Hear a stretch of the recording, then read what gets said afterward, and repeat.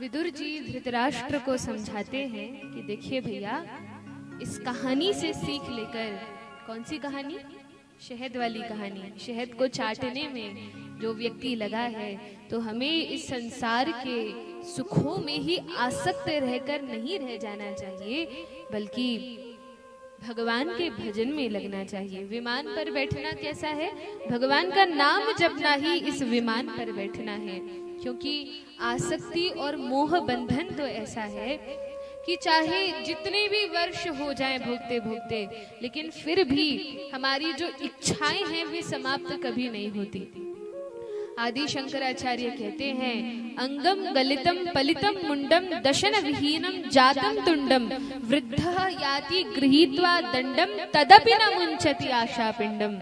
इसलिए भज गोविंदम गोविंदम भज मूढ़मते।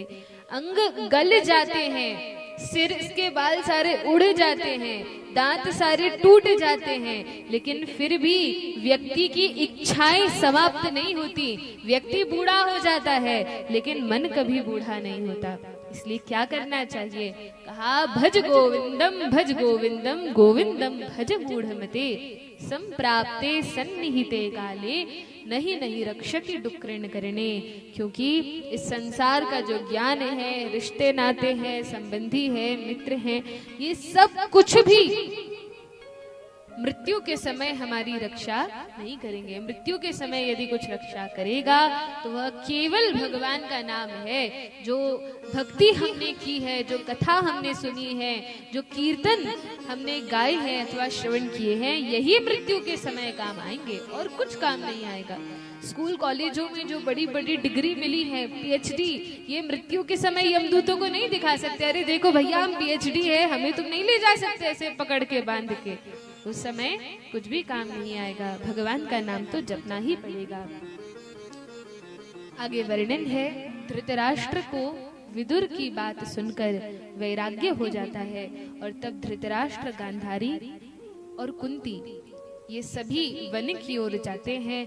वन में जाके धृतराष्ट्र महाराज को कुछ ही दिनों में, लगभग 1 सप्ताह में ही वे इस प्रकार से तीव्र भजन करते हैं, उनकी मृत्यु होती है और वे भगवत धाम प्रयाण करते हैं। स्वयं समाधि में क्योंकि प्रविष्ट हो जाते हैं, तो स्वयं ही शरीर का त्याग कर देते हैं हिमालय पर जाकर, और वहां से उनकी सद्गति हो जाती है।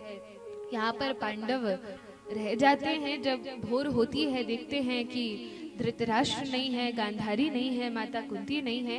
पांडवों को भी वैराग्य होता है और वे भी भगवान का भजन करने के लिए निकल जाते हैं।